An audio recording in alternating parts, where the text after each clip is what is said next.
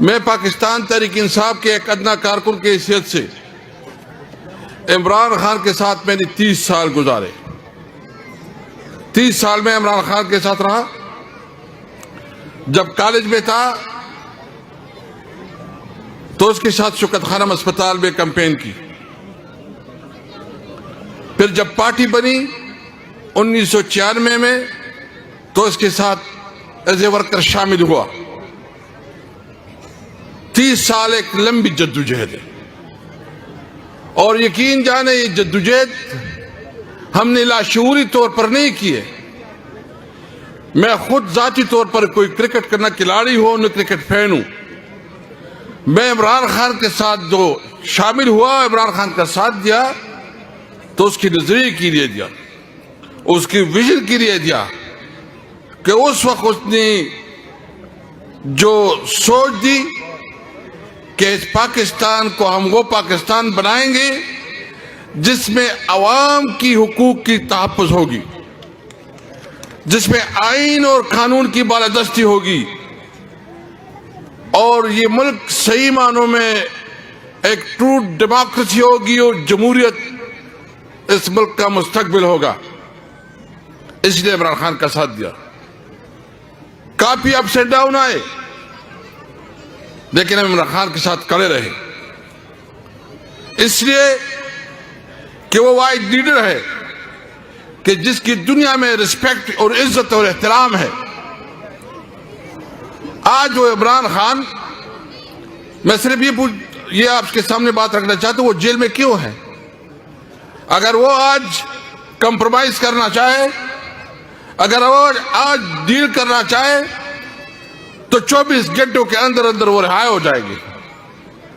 بس اس نے کہنا کہ ناجائز حکومت ہم مانتے ہیں، ہم کچھ نہیں کہیں گے. پھر عمران خان کو کوئی کچھ نہیں کہے گا. عمران خان اس بات کی وجہ سے جیل میں آج کہ وہ سمجھتے ہیں کہ اس ملک کو ایک آزاد اور خود مختار ملک ہونا چاہیے، ایک ساورن سٹیٹ ہونا چاہیے. وہ سمجھتے ہیں کہ اس ملک میں سویلین سپریمیسی ہونی چاہیے. وہ سمجھتے ہیں کہ پارلیمنٹ عوام کی صحیح نمائندہ ہو اور وہ پارلیمنٹ بنے جو آپ جس کو ووٹ دے وہ اسمبلی میں پہنچے.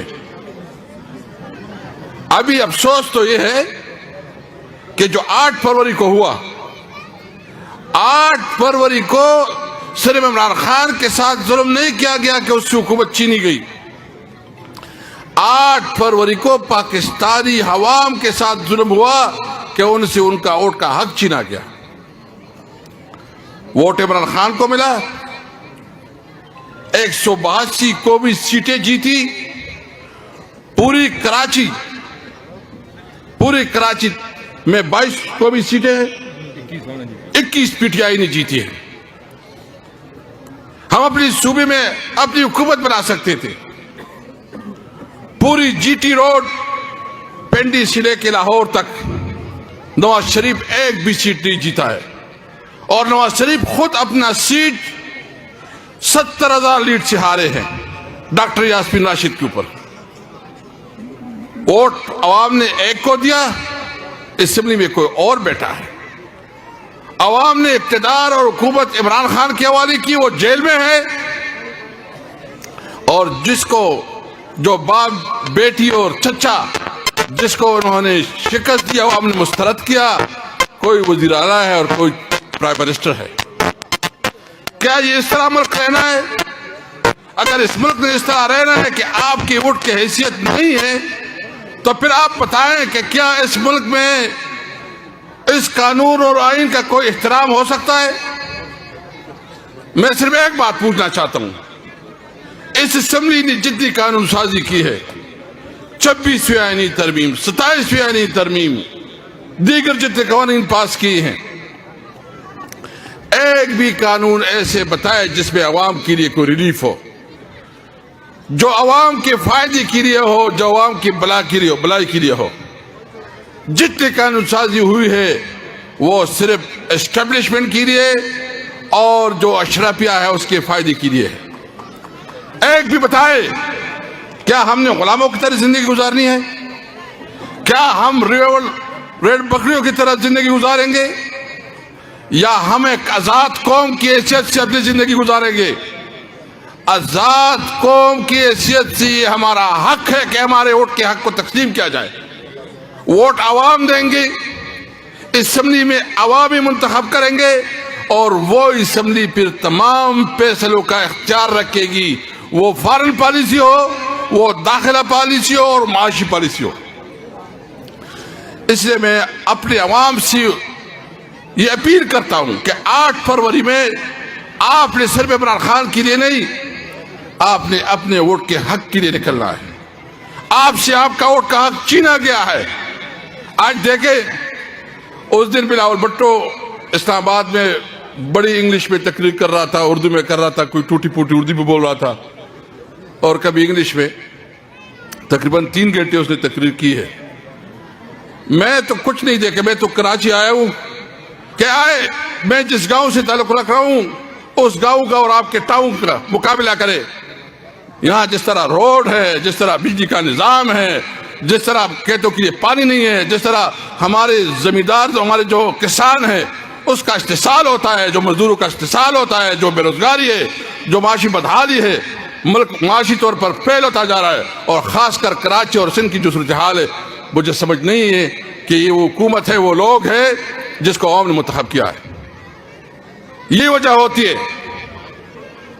اس طرح آپ دیکھیں کہ اس وقت تمام اکائیوں میں بے چینی ہے. این ایف سی ایوارڈ کو واپس اس کے اوپر ڈسکشن شروع ہو رہی ہے کہ اس کو ہم جو شیئر ہے اس کے اوپر نیا فارمولہ دے.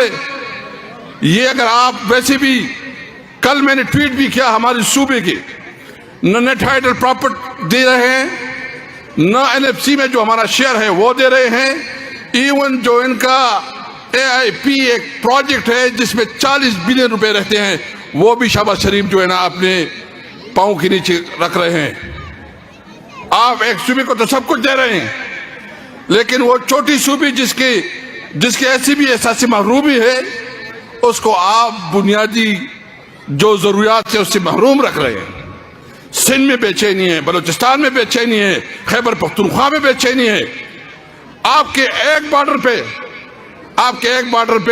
آپ کی دشمن ہے، آپ نے دوسری بارڈر کو بھی دشمن بنا دیا. اور ایک بارڈر اس وقت انٹرنیشنل جو کنسپیریسی ہے اس کی عزت میں ہے، اور انتہائی تشویشناک صورتحال ہے ایران کے حوالے سے. اور خیبر پختونخوا اور بلوچستان میں انسرجنسی چل رہی ہے.